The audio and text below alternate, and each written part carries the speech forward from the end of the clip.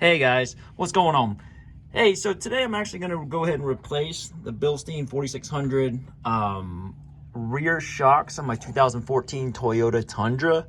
I'm not going to actually show you guys how it's done because I'm sure there's enough YouTube videos out there for you guys to figure it out on your own. But what I did find out when I was doing it, because I've never done this, is that there were a lot of comments on the videos saying, oh, would be easier. Oh, this would be easier. This would be easier. So what I'm actually going to do is I'm actually putting those comments to the test today, and I'm going to actually see if they work.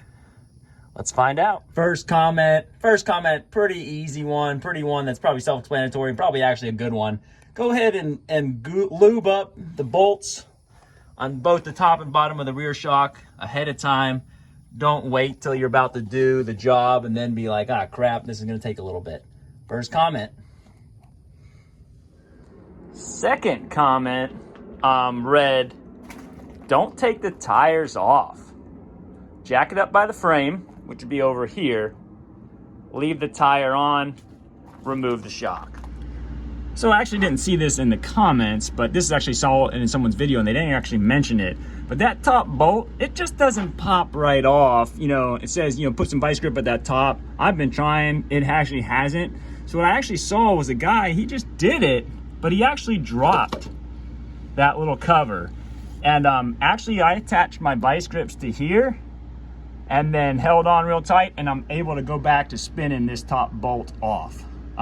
Again, no one really made a comment about that. I just seen a guy, he just was doing it in the video. And there we have it, guys. Bolts off, vice grips down on the actual shock itself. At the very tippy top of it was actually what did the trick for me. What's that?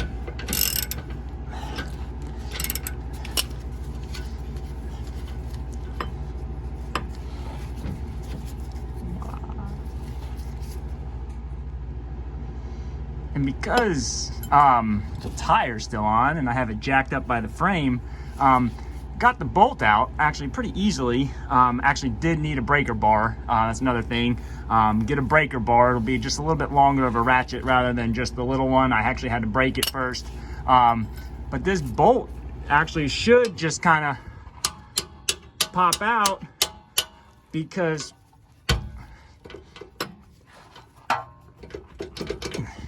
not under so much tension, because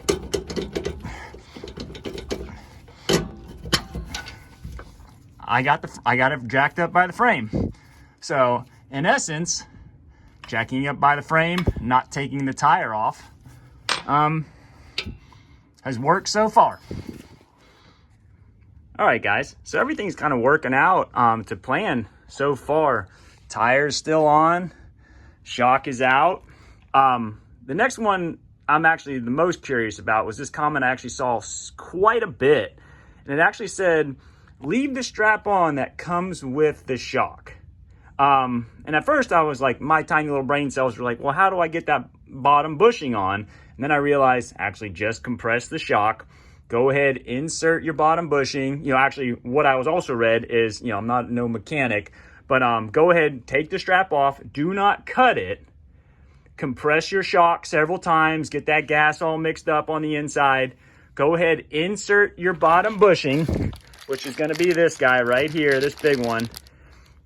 Compress your shock again, then put the strap back on, and it should be perfect size to go ahead, and then what you're gonna end up doing is what I've read from the comments again, and everything's actually going really well, is go ahead, insert your bottom bolt, and then you'll have the bottom bushing or on this point up here, and then you're gonna go ahead and insert it, and then cut the strap, and then that the top bolt should go right through your hole, and then all you gotta do is go ahead and tighten up the bolt at the top.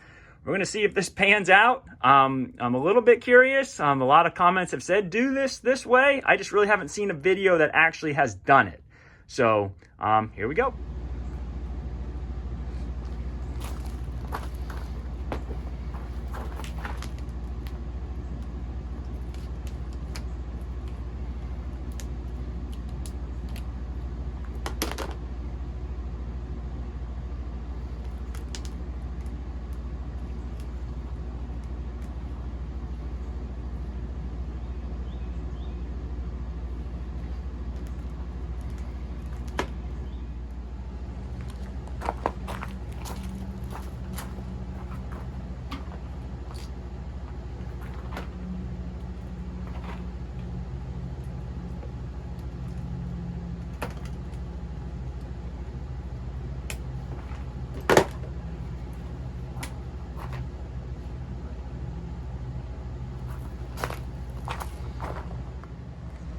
there you have it, guys.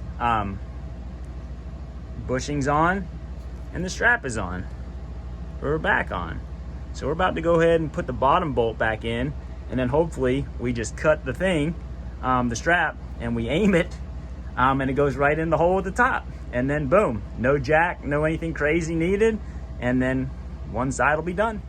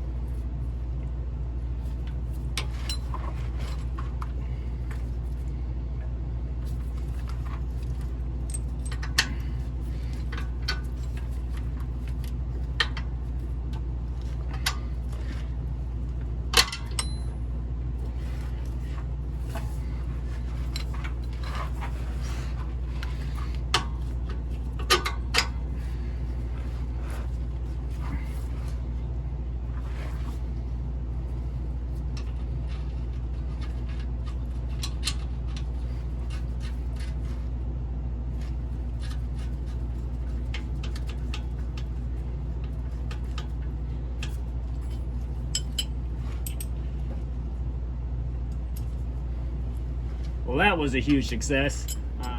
So here's what it looks like, guys.